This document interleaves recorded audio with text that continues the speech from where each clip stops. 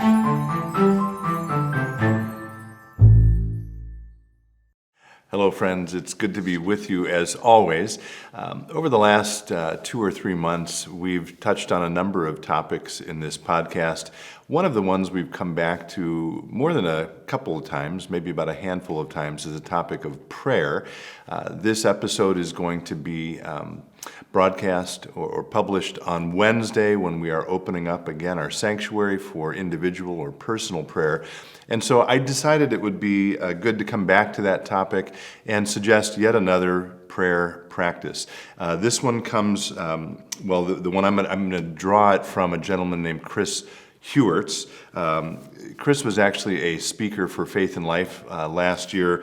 The book I'm holding up is The Sacred Enneagram. He's a student of a very, very well-known spiritual director named Richard Rohr.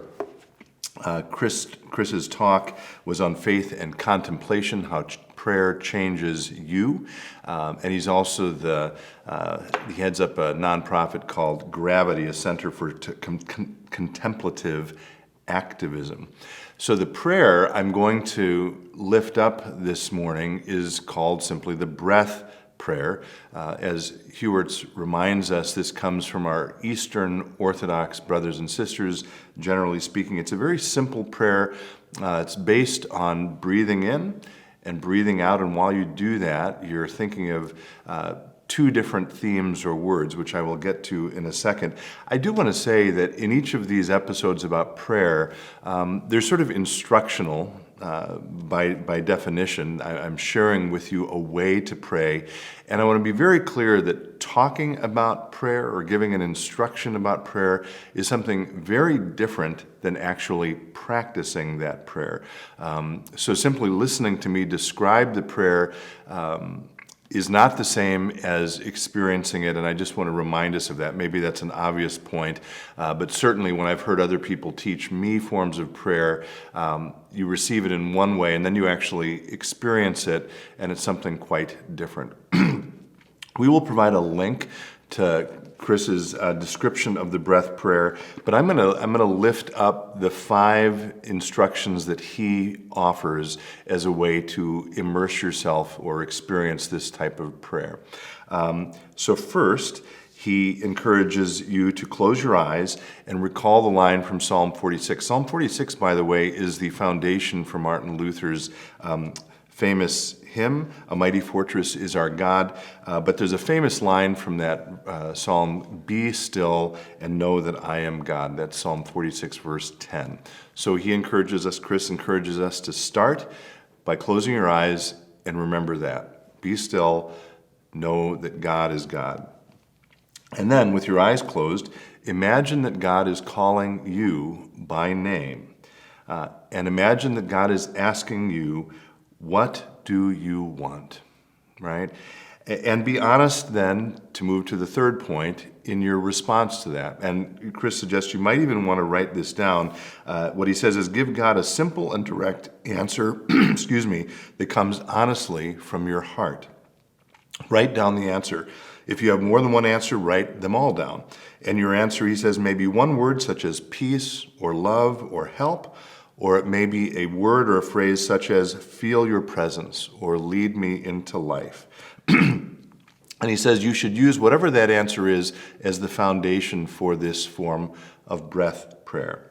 The fourth move is to select the name that you're most comfortable in terms of addressing God. He actually deals with this a little earlier in a short essay about this. This might be names like God or Jesus or Lord or Father or Mother or Christ or Spirit.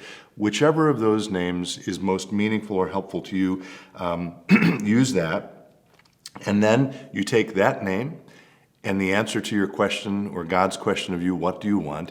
And you turn it into a simple prayer in which, and this is the fifth point, you breathe in the first phrase, God, Jesus, Spirit, Father, Mother, and you breathe out the second phrase, which is your request or your need, help, peace, healing.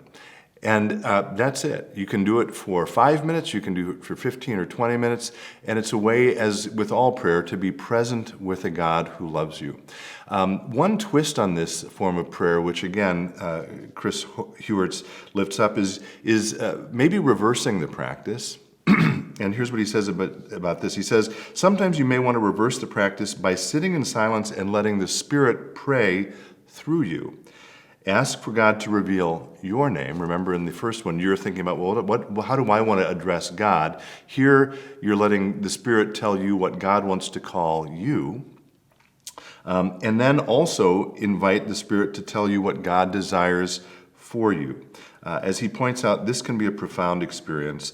And you might wind up hearing something like, "Beloved, you are enough," or "Mighty One, rest." It's a beautiful, simple form of prayer. We're going to provide a link again to Chris's more expansive overview of it, as well as maybe another link or two that may be helpful. I encourage you to try this out, maybe again in our sanctuary this Wednesday, or on your own time, and let me know how you find it, if you find it to be meaningful and fruitful and helpful. As always, thanks for watching. Until next time, be well, stay in touch, and God bless.